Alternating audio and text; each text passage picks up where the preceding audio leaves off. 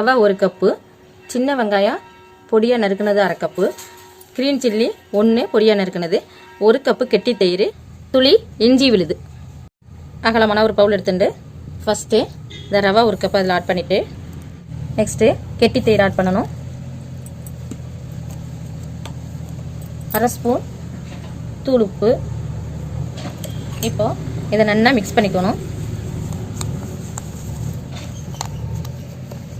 கொஞ்சம் water add பண்ணிக்குவோம். நல்லா இதை மாதிரி கலந்து விட்டுக்கோங்க. நல்லா மிக்ஸ் பண்ணிக்கோங்க. 2 டேபிள் ஸ்பூன் ஆயில் விட்டுக்கோங்க. ஜிஞ்சர், ஆனியன் இப்போ நல்லா வதக்கிக்கோங்க. துளி சால்ட்டு, வெங்காயம் வதக்குறதுக்கு எப்போதுமே துளி சால்ட்டு சேர்த்தோம்னா சீக்கிரம் வெங்காயம் வதங்கிடும். ஏற்கனவே நம்ம ரவை மாவில் வந்துட்டு நம்ம சால்ட்டு போடுக்க நல்லா துளி போட்டுருந்தா போகும். இப்போ நல்லா வதங்கிடுத்து. இப்போ மாவோட இதை மிக்ஸ் பண்ணிக்குவோம். கொத்தமல்லி நல்லா பொடியாக நறுக்கினது, கறிவேப்பிலை அதுவும் பொடியாக நறுக்கினது. இப்போ இது எல்லாத்தையும் மிக்ஸ் பண்ணி 20 மினிட்ஸ் இந்த மாவு ஊறட்டும்.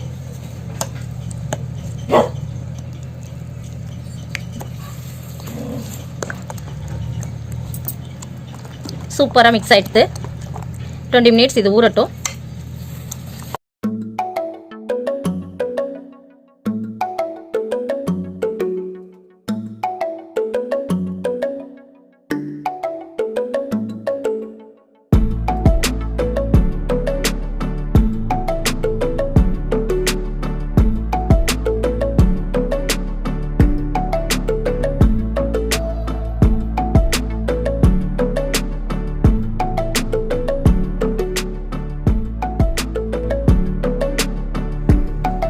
இது மாதிரி அகலமான ஒரு பவுல் எடுத்துக்கோங்க.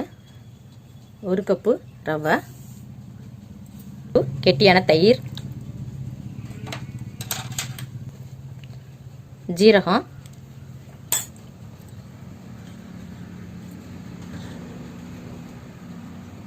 இஞ்சி விழுது 1 ஸ்பூன், க்ரீன் சில்லி 1 பொடியாக நறுக்குனது,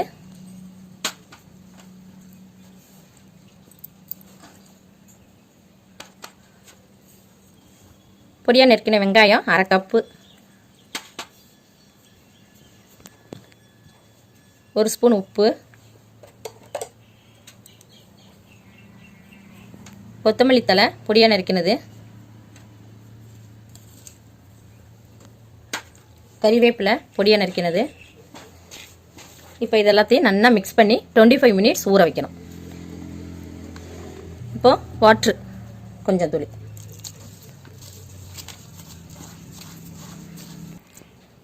வடை மாவு ரெடி ஆகிடுது. இது 25 மினிட்ஸ் ஊறட்டும். நெக்ஸ்ட் என்ன பண்ணலாம் பார்க்கலாம்.